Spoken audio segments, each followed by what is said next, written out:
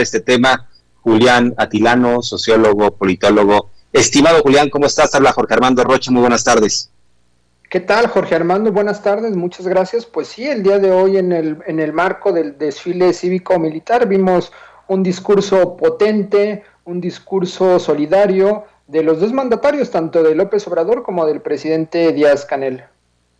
Así es, estimado Julián. A ver, si quieres, vamos por partes.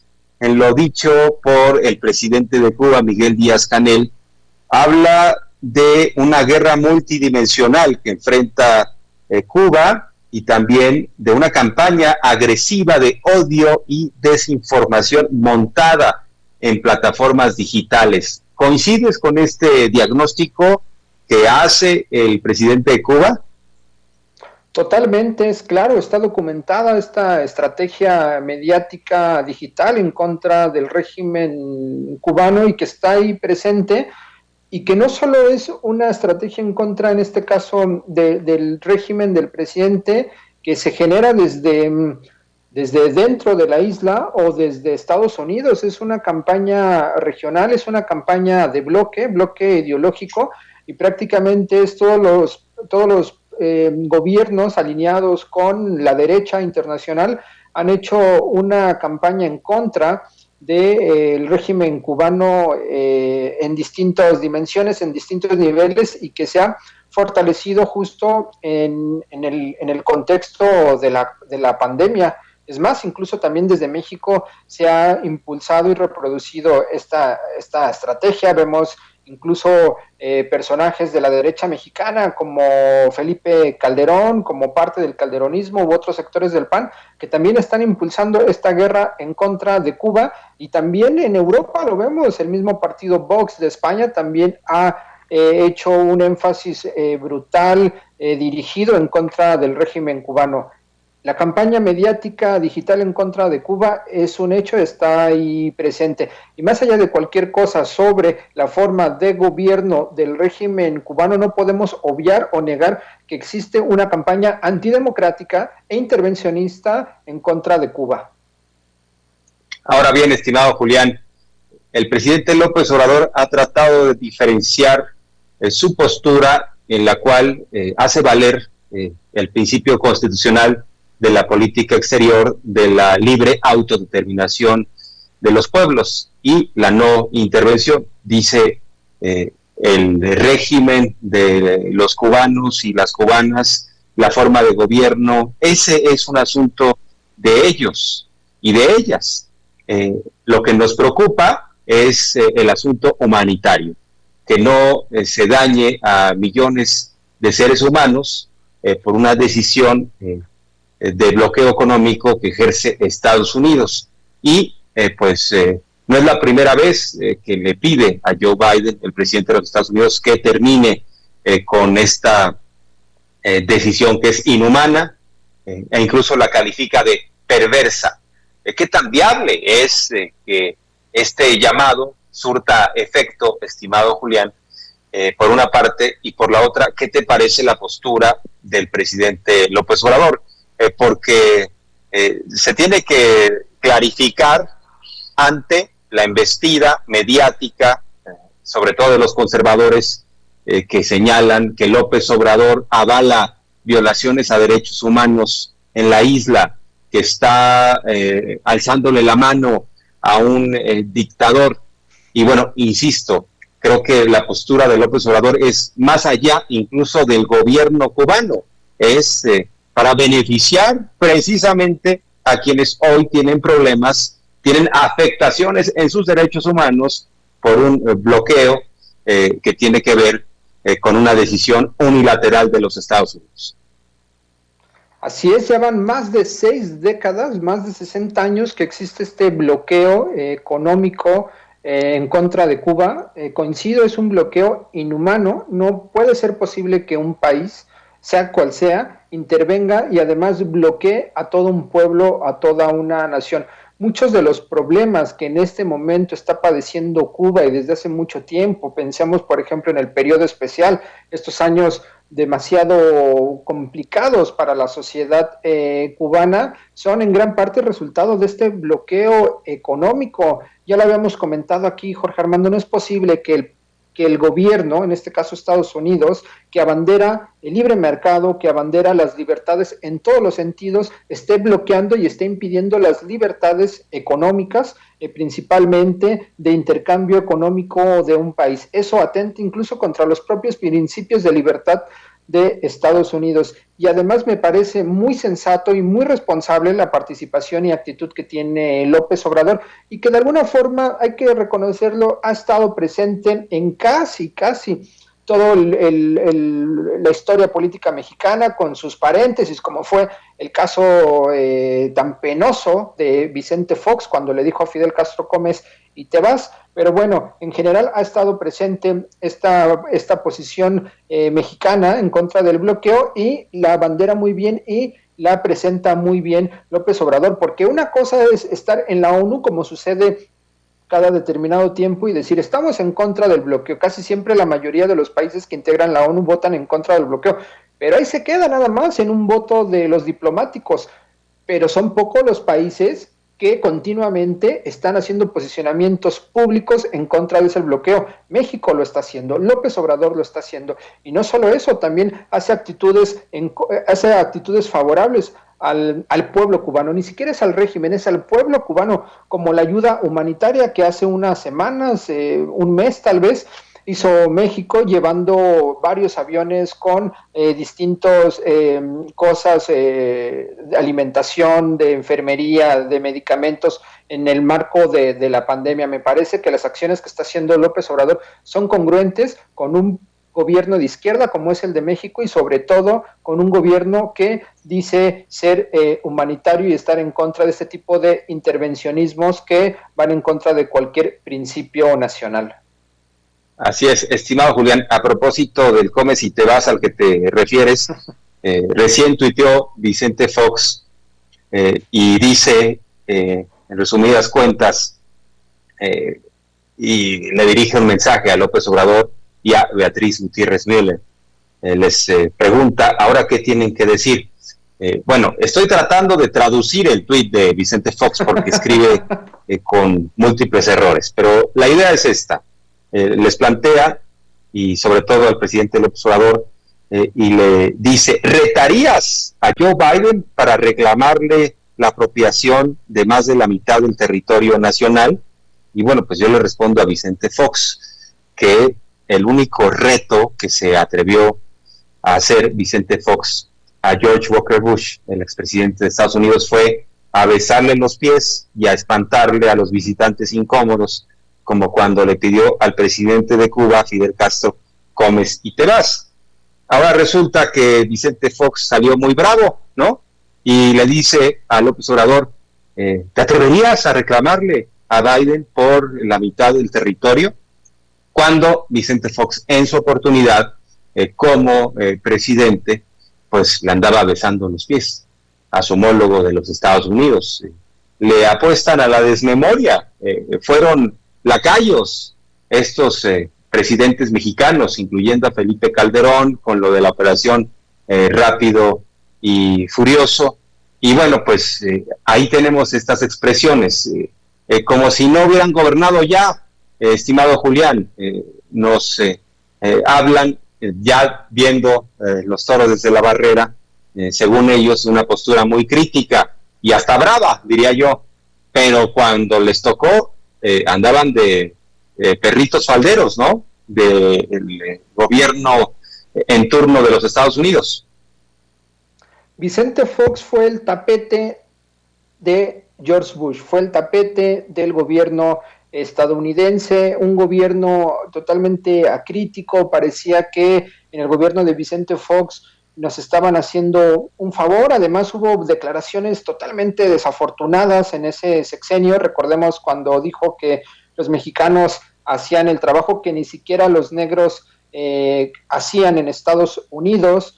También recuerdo a Aguilar Sincer en su momento, cuando él dijo que México, y lo dijo bien, era el patio trasero de Estados Unidos, y prácticamente le costó la chamba. Es decir, no había ninguna posición crítica respecto al imperio y era algo que contravenía con esa postura que señalé, incluso del prismo del régimen revolucionario de apoyo a Cuba. Me parece totalmente incongruente lo que está diciendo. A veces pienso que ni tendríamos que tomar en cuenta a Vicente Fox porque, como bien dices, ni se le entiende, dice disparates.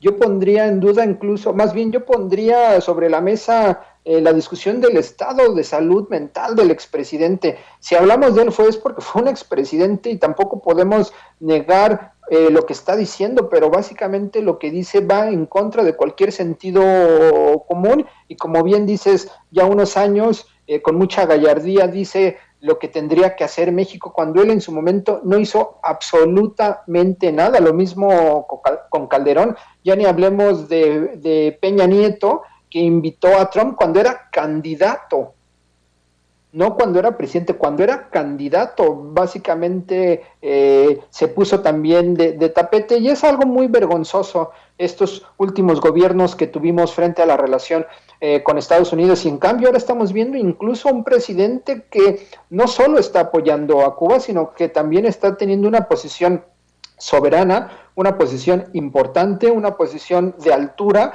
en torno a toda la región. Está llamando a desaparecer o reformar la OEA.